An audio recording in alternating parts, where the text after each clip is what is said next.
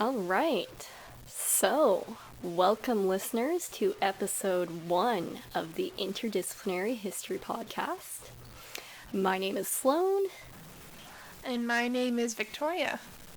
Before we get into everything, we would also like to acknowledge that this podcast is produced in Edmonton on Treaty 6 land, the traditional gathering place for many Indigenous people. We honor and respect the history, languages, ceremonies, and culture of the First Nations, Métis, and Inuit who call this territory home. Thank you for that land acknowledgement, Victoria. And I think we should just jump right in. We are, in this episode, doing a book review / discussion of Hideous Progeny, which is a book by Angela M. Smith. Victoria, I believe you found a little bit out about our author. Let's talk about Angela Smith. So, Angela Smith is a graduate of the University of Minnesota as well as Massey University in New Zealand. And so, she's a Doctor of Philosophy in English and a Master of Arts in English as well. She is the Associate Professor for both Gender Studies and English currently at the University of Utah. Most of her research has taken the focus on disability and its representations in media. So, mainly she focuses on social media as well as cultural media like film and TV. So Hideous Progeny is her first book, and currently she is working on another book called Disability Effect, Moving Images and Special Effects, which discusses how images of disability and its representation on screen create a response in an audience. Yeah, so Smith's work, and this book in particular, is very interesting to us as people who are producing a show and just people who, in our personal lives and our academic lives, are very interested in interdisciplinary approaches and intersectional approaches. Smith engages with a lot of sociological and anthropological theory, but she is also engaging intensely with history as she's examining classic horror films within the context they're created. So it's a neat approach, especially coming from someone who's in an English background and has a background in philosophy, because she's treating these early 20th century horror films, which we're going to get into in our discussion, as primary sources of the era they're in. And she's asking us, what do they tell us about the values of that period? So we're interested in Angela Smith's book not only because of all that Sloan has said before, but also because we are just major nerds who love gothic horror, gothic fiction, and Halloween. It's the spooky time. We had to start with this. We kind of did, and honestly, I really, as someone who has watched a lot of classic horror movies, and I know you have too because we've watched many of them together, Victoria, I really appreciated the themes that she brought in. So we should probably talk about what is this book, Hideous Progeny, that she wrote in the first place. So in Hideous Progeny, the full title and subtitle being Hideous Progeny, Disability, Eugenics, and Classic Horror Cinema. And what Angela unpacks is that the horror movies of the first half of the 20th century, the classics, the Universal monsters, the one that everybody's seen on Turner Classic Movies and that sort of things, do have evident in them themes and evidence of the unfortunate eugenics movement that was quite present and popular in the first half of the 20th century in North America. And that is an uncomfortable topic for a lot of us. We've got a rather whitewashed understanding of history in terms of the eugenics movement present in North America. And yeah, so she's going to unpack a few films and we're going to talk about them a little bit.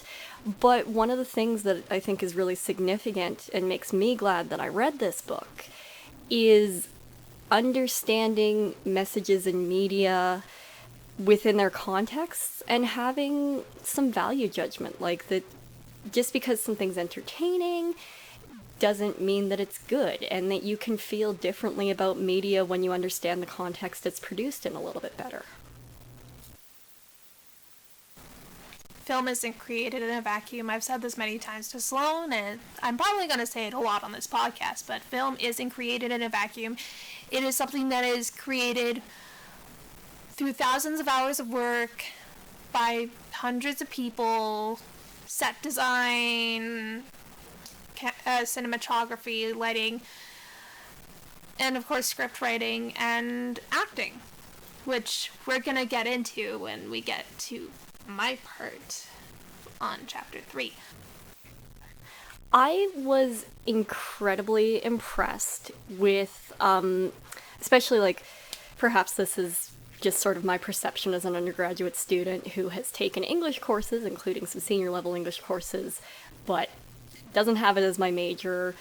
I was very impressed by the time she took to understand the period she was talking in, and to, as you say, films not being created in a vacuum. Like the fact that she took the time to source memos and reviews and like the conversation around even just the release of the films and the production company's requirements for what is going to be acceptable in the film. I have to say one thing about Angela Smith is that she's very smart and she knows her stuff. Yeah, because I remember in the introduction she used a snippet from a conversation with the producers being like, hey, well, don't you think this will encourage some degeneracy? Like, what a fucking asshole. So there's a quote that comes right at the end of her introductory paragraph that I think it's very well stated. And I think that it kind of drives at why she is writing this book and why she wants us to engage with classic horror in the understanding of it's being produced contemporaneously to, and in some ways in agreement with, or in promotion of, or simply in concurrence with the early eugenics movements of the first half of the 20th century, and particularly the first decades. So she states on page 35, citations in the episode description, the effectiveness of horror films depends on our willingness to perceive physiological anomalies as symbols through which we manage our thoughts and desires. And I quite like how she states that, because so much of what she's unpacking here is the values of what is desirable and what is not desirable. Absolutely. So the first chapter that she writes, she unpacks and somewhat parallels the classic films, the very first Universal movie monster, Dracula, and then the adaptation of Frankenstein. Frankenstein obviously being very interesting because there is kind of already that notion of eugenics built into Mary Shelley's original story. So, yeah, and I think also with the context of Mary Shelley's life when she was writing this novel, because, of course, she's thinking not only of this hideous progeny, which is what she called it, and then which is what Smith used for the title. She's also examining her thoughts on motherhood and parenthood. I think also with the fact that she feels a lot of guilt for her own birth. Yeah. Obviously, you and I have both read the original novel for each of these films, so we know the source material a little bit better. Angela does spend some time talking about the Gothic novels that they come from, but she's most focused on the films. And I would say that her interest, not only in just that she's interested in films, but the reason she talks about both is to kind of highlight that these books, which are really before kind of the rise of late 19th, early 20th century eugenics, coming from what's absent in the novels but sort of appears in the films. But she does say about Mary Shelley's Mad Doctor being a different entity from the Universal Studios Mad Doctor. She essentially says that, he's certainly practicing eugenic thought in his goals, but you can read her novel as either anti-eugenic because he fails to create something wonderful, or she fails to create a higher being through science and selection and discretion. But you can also read the novel as eugenic in nature because it's advocating for tradition, it's advocating against the kind of non-natural.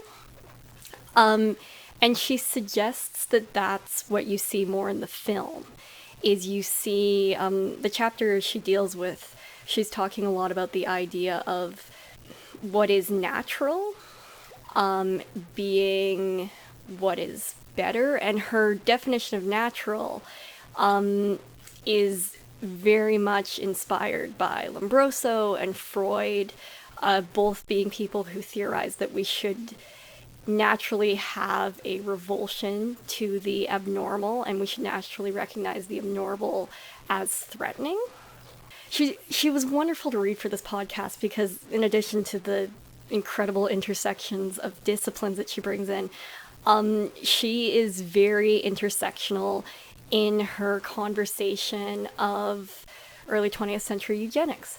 She does not shy away from acknowledging that it was a discourse that was, at all times, racist, classist, ethnocentric, sexist, and ableist. Well, continuing on what you were saying. So, she was actually, it was very interesting because I was reading chapter 3, which is Spectacles of Impairment in Classic Horror Film. Sorry. The chapter title is Revelations and Convulsions, Spectacles of Impairment in Classic Horror Film. And basically, Smith approaches this from the idea that in a lot of films, disability is treated in a spectacular manner. I think we still have a lot of we still have this issue today. So I think you also had some thoughts and some things you wanted to draw off of with her discussion of Jekyll and Hyde. Yeah, so specifically towards the end, she discusses Jekyll and Hyde. Specifically the transformation of Dr. Henry Jekyll into Edward Hyde, which, having read the novel, I was very interested to hear her perspectives on it. And, well, actually, I loved her perspective. So, Smith discusses how Jekyll's transformation into Hyde has a lot of symptoms that we would see with grand mal and partial seizures. Basically, she starts off this whole chapter, this whole section of the chapter, talking about how historically epilepsy is seen as something that is sacred or as as a sign of something else going on. I think that we kind of see that in Greek mythology and such. But she also goes on to discuss how Jekyll's transformation into Hyde and Hyde's transformation into Jekyll, in the 3 films she discusses, the 3 different versions of Jekyll and Hyde, have some symptoms that are related to grand mal and petit mal or partial seizures. And I thought that was very interesting. I thought that I don't think that we see those kinds of perspectives really often when we watch horror films. I think many times you see these horror films and they use the image of this person taking a potion of some sort and then having a convulsive fit and something happening. I think it's very cool that you bring up the more anthropological aspects that she does, talking about how kind of, like, she talks about really an evolution of ideas for how mental health is treated prior to kind of the rise of Darwinism, and then later the theories of social Darwinism, which we today are super not comfortable with and genuinely can appreciate as being bad. But the anthropological perspective, where she sort of talks about traditional thought, is also something that she brings in when she talks about the adaptations of Dracula. So I think that that's another interdisciplinary approach that she does so well throughout the book. She does, and I think it was because you were discussing how disability is often been treated by eugenicists and in media like this as something racialized. And she discusses how specifically white men who had epilepsy were looked at differently than women and people of color who had epilepsy. Specifically, this is in discussion of William Spratling and the Craig colony. And it's in discussion of how he saw women and people of color, how he saw their condition as something that...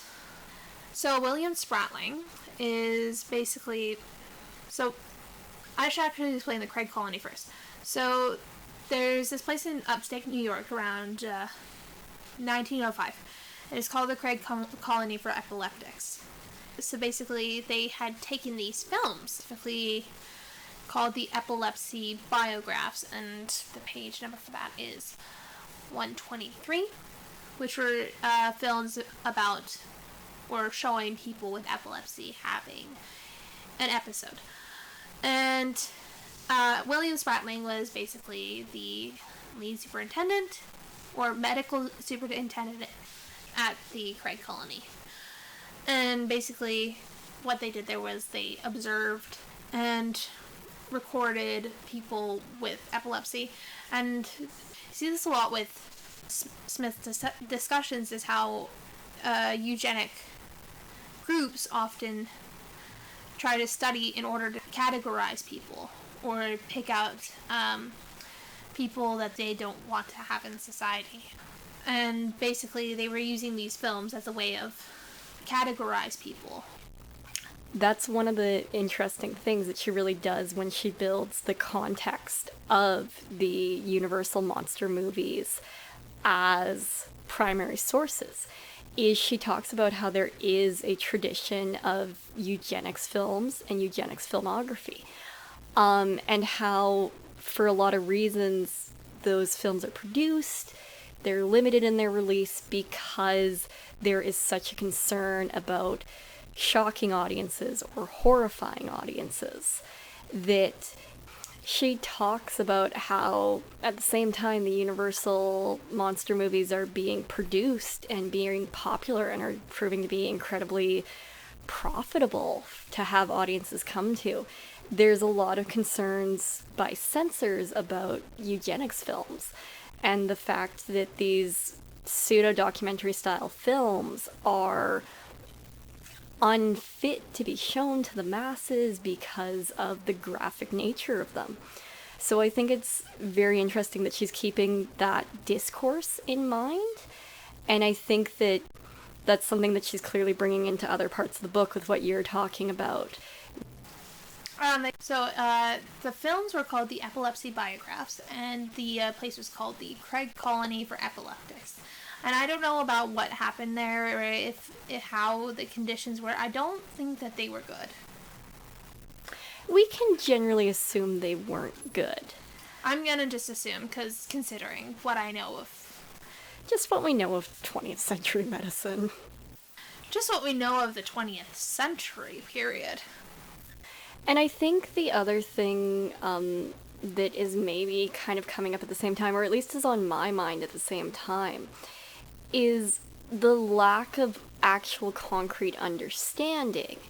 And that is something to keep in mind, that I think Angela Smith does an incredible job of making sure we are conscious of at all times, is that it's not really even being understood well in terms of biology.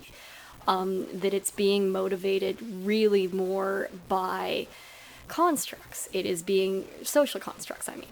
It is being motivated by racism, ethnocentrism. One of the things that she brings up a lot in her discussion of the Dracula films, obviously, because why else would it come up, the outdated metaphors that tend to arise when eugenicist discourse occurs in the 20th century. So the idea of blood and the idea of coming from good blood or bad blood, or the idea of a particular union resulting in polluted blood is, I think, very interesting. Jekyll and Hyde, I imagine, skews a lot more towards not... Jekyll and Hyde is actually probably an interesting one, because it would be that combination of the mind and the body, which certainly parallels what we see in Frankenstein. Yeah. Smith talks about how eugenicists relied more on surface level analogies without actually working to understand what's going on. And so, like, I think I wrote this down because I was so annoyed that this was actually a thing. So I'd say it's around early 1900s, late Victorian period. Smith isn't specific on. Basically, there was this group called the ERO. So basically, the ERO is the Eugenics Record Office. And they would send out people to go and survey families or just workers in order to document certain aspects of a person. These certain characteristics that we could use to build on our understandings of what is perfect and what they did not think was perfect or degenerate. I'm using quotations around degenerate and such. And this would basically use characteristics like needlework, a love of singing, and or paranoia, all that kind of stuff, in order to categorize people. It made me very uncomfortable knowing that like people just saw something, a hobby that a person does, and is like, well, that's a sign of degeneracy. Yeah, and I think that is kind of a theme that is just sort of present in the source material, but Angela Smith clearly wants us to care about. Probably the focus of the whole book that we should be getting from as readers is the idea of abnormality becoming threatening.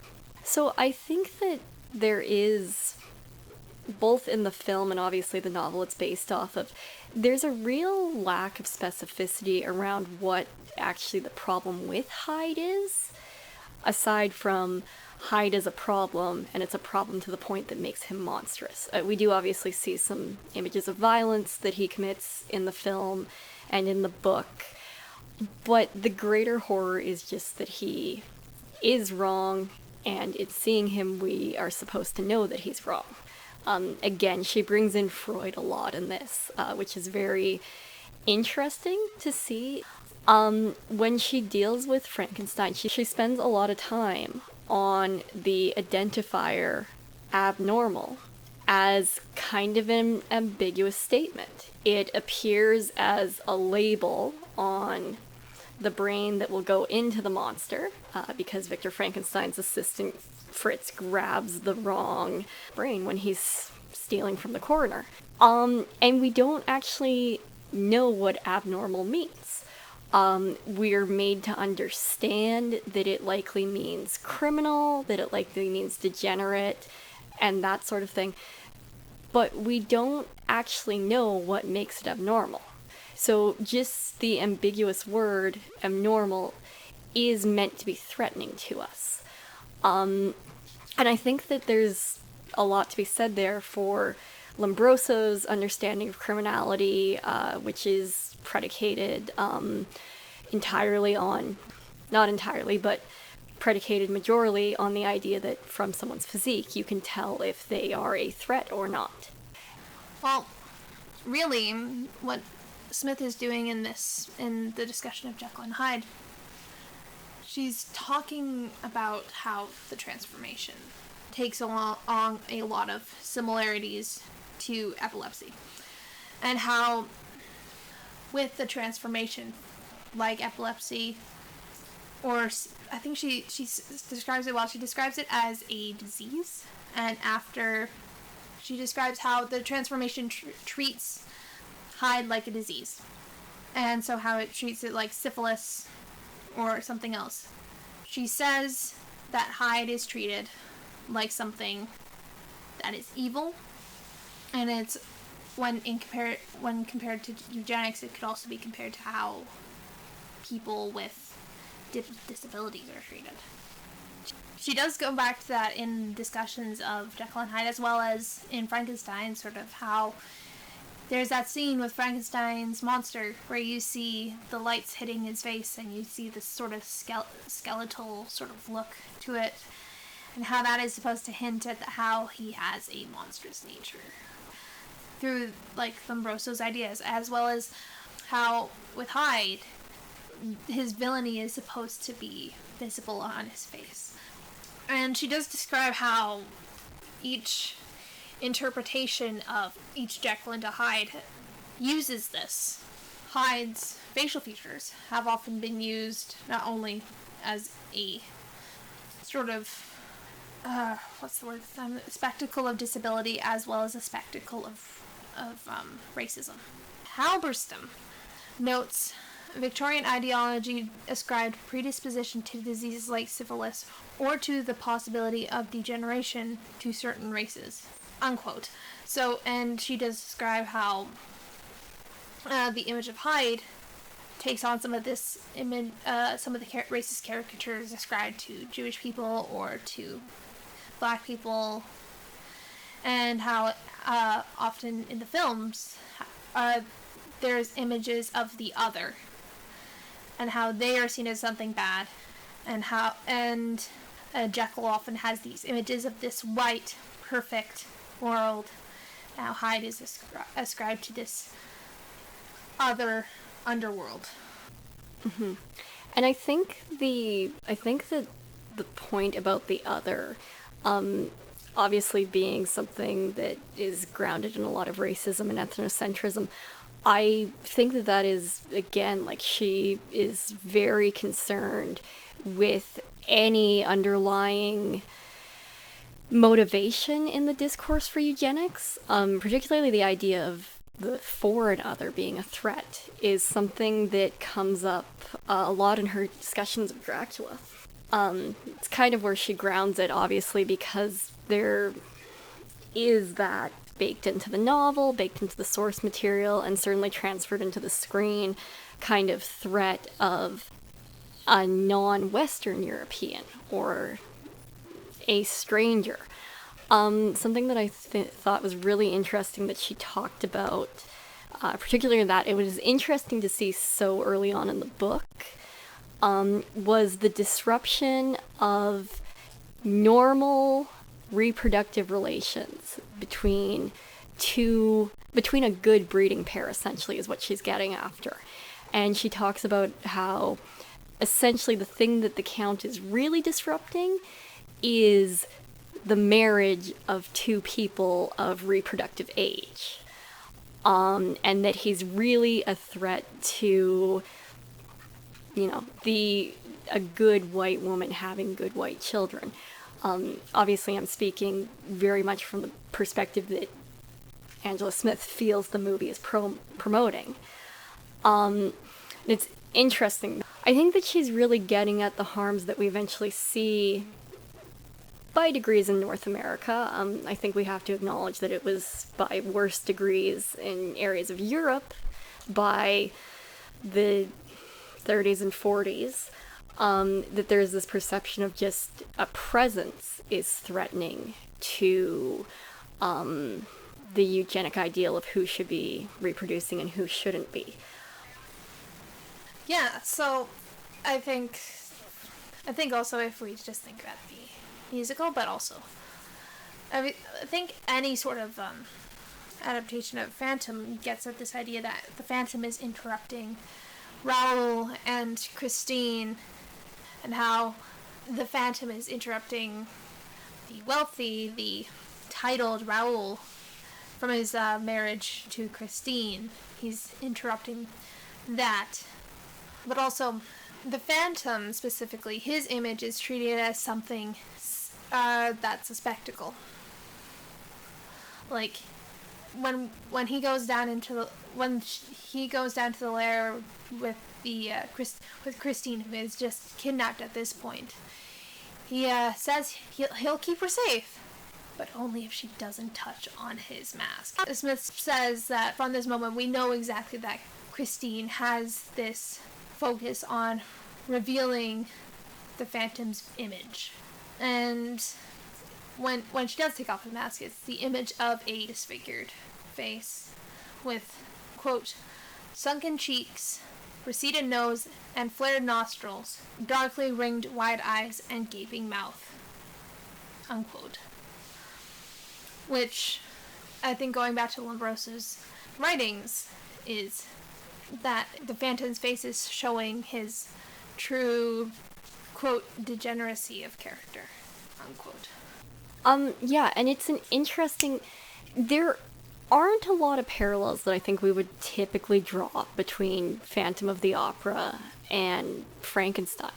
But when we look at the films and when we look at Angela Smith's analysis of the films, she makes a very interesting point about how, in both of those cases, there is this unpleasant to look at other that is nefarious and is getting in the way of a marriage. In the film version of Frankenstein that she analyzes for this book, she talks about how Dr. Frankenstein is unwilling to marry his fiancée while the creature is still out there, while the creature hasn't been dealt with. And I found that to be, again, just a very interesting sort of reading on her part of the presence, whether or not there's even a desire to associate, being threatening. And I do think that she's there. I think that she's correct in reading that, and that she's correct in saying that these movies kind of on the whole very much advocate for homogenous society. They do. You're right. Like, that's sort of what she's getting at here. And I think that's a good segue into Mad Medicine, which is chapter 4. Yeah, so, especially because right at the beginning I was, talking about how film isn't created in a vacuum, and we're talking about cinematography. We just talked about how cinematography can affect the way you feel. And specifically, I was thinking about that in terms of, like we said, the revelation of the Phantom, and how it's, for its period, it's very choppy, sort of. Smith talks about how it's a sort of zoom out sort of thing. It's like, where we get this image of the shocked Phantom.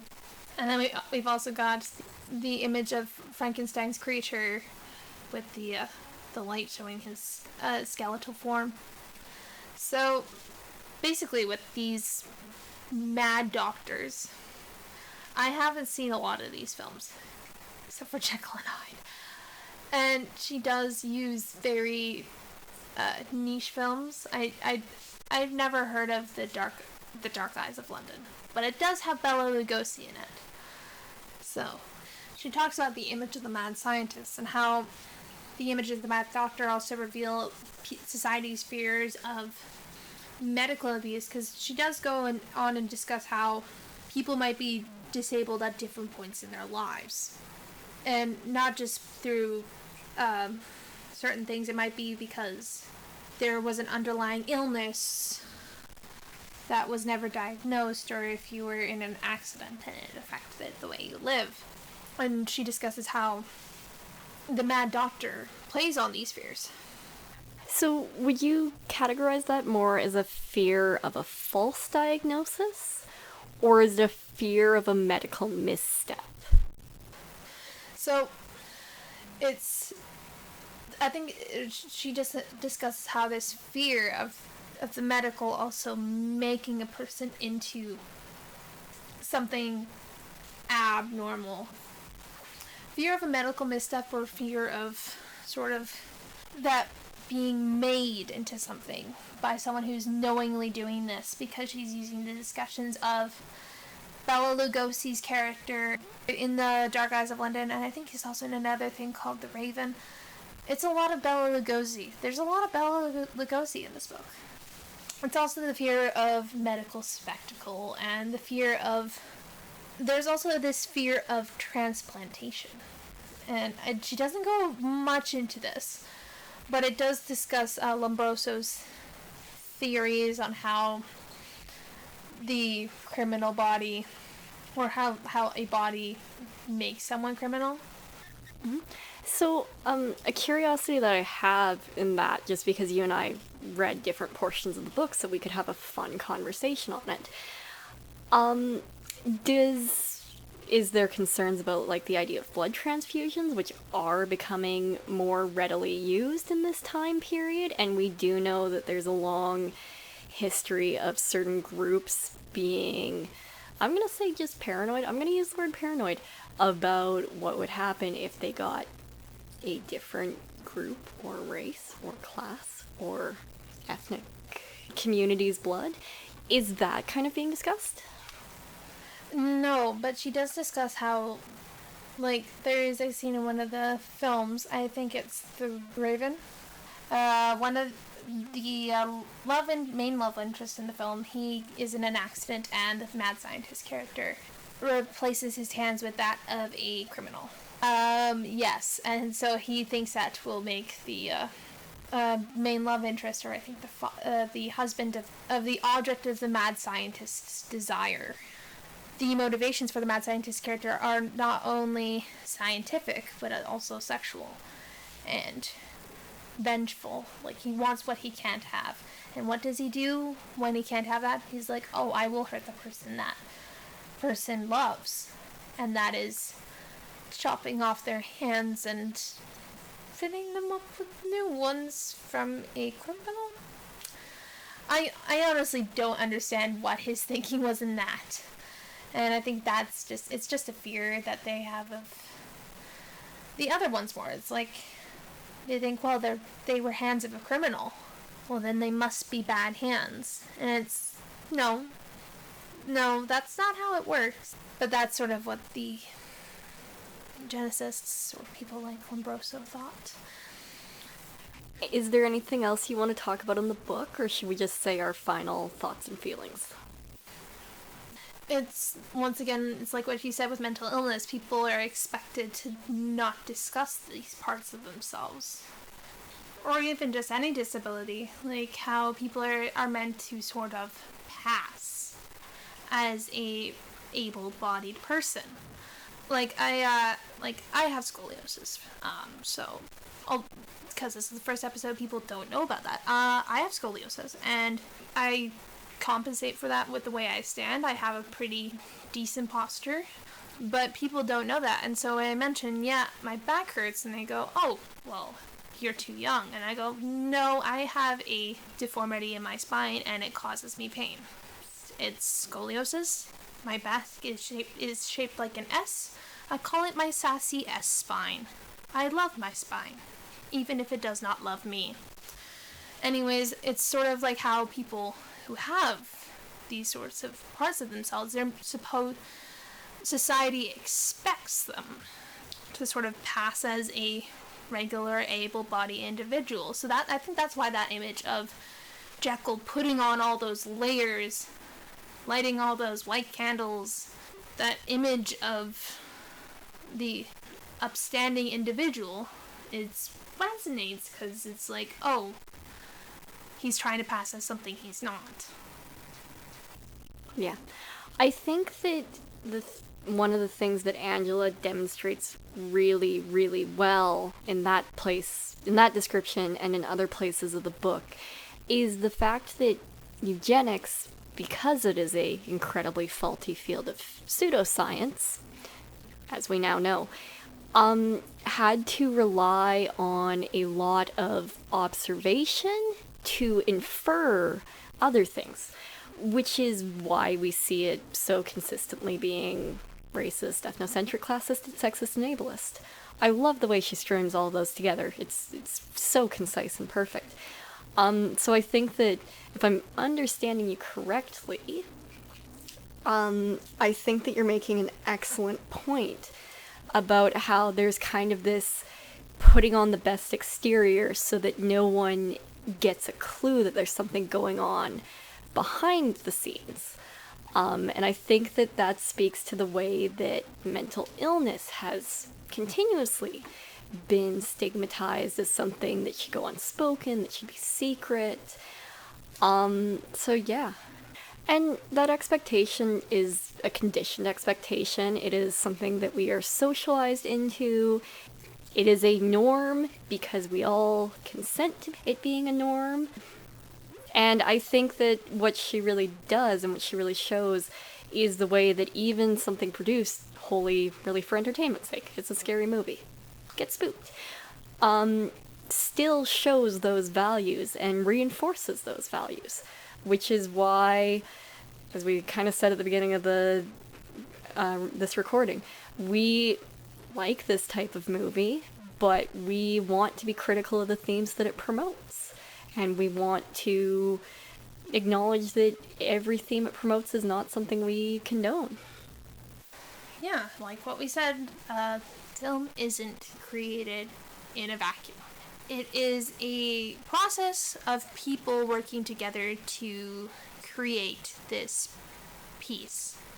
When we think of how many people who put this work into it, they're going to leave a part of themselves in there and a part of who they are and their ideologies, their biases, no matter what. And I think also, like, we still see this in horror films today with the treatment of certain illnesses, So I think even with modern horror films, we see the character of the mad person.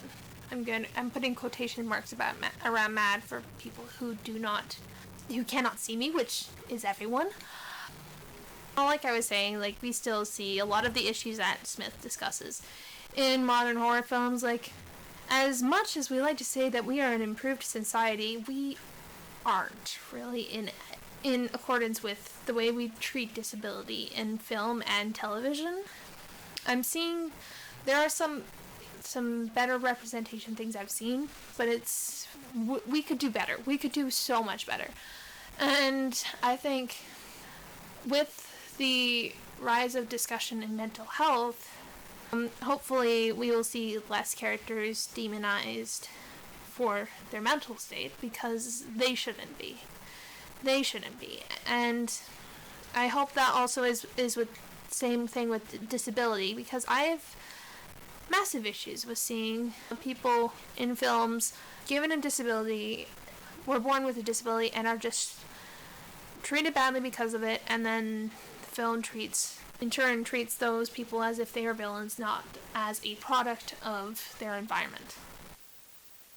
I think that this is an awesome project that Angela Smith has decided to investigate, and that a book has come out of it. I think that this is a very powerful reading of something that is popular. It's vintage, but people like that. I think that the fact that she's used it, not only because obviously she's analyzing these films in the context they're made, but I also think that her producing a book like this is maybe, quite possibly, given kind of the standard curriculums of North America, this might be the first time that a reader is actually being introduced to, hey, there was a rather large eugenics movement here in North America. You may not have known that. So I think that in terms of interdisciplinary history, her using films as a touchstone is super powerful, and I love that she got sociological with parts of it. I love that she did some anthropology. I think this is really good, and I think that, yeah, I would recommend it. I think it's a good film, or a good book. So there you are, Angela Smith. You have a PhD, but you also have the approval of two random undergrads from Edmonton, Alberta, Canada. I hope you like that. Yes. I think also with these adaptations of the books we love from Gothic horror, I think we can do better than just referring to the same films from the past and saying, well, we can't do better than the Frankenstein and the Dracula from the 1930s. No, we can. And we can give those an adaptation of these films nuance and discuss why certain aspects of those films are wrong. Like, specifically, I have issues with the way the monster is treated. He's treated as something without a voice, when in the novel, the monster is so intelligent. Like, he teaches himself to read it. I mean, you know my thoughts about the monster, Sloan. Yeah, so this has been our first episode, folks. We wanted to do something thematic for Spooky Month. We came across Angela Smith's work, which we felt was going to be a direction that we hadn't heard before. We largely read it and decided to discuss it because it was something we didn't already know, which is kind of going to be the theme of most of these episodes. We've got lots lined up. We're not going to exclusively do book reviews. We've got some cool interviews for our next episode. We've got awesome plans coming up. As it sits right now, we are producing our blog content, which will continue to release weekly, and we're looking at monthly episodes. However, based off of the interest and the connections we're building, that might become bi-monthly, which would be really cool. So, you can find us on all your favorite podcast directories if you're not listening to us on that already. Alright, so before we head off here, I'm going to just tell you quickly about our social media. So you can find us all on your favorite podcast directories, and we'll have everything linked below. So that includes Facebook, Twitter, Instagram, all that jazz. And you'll also find our website there as well, so if you're looking for any sort of interesting things to read, fun recommendations, there's gonna be new and exciting content there every week, so just keep an eye out there, subscribe, and yeah.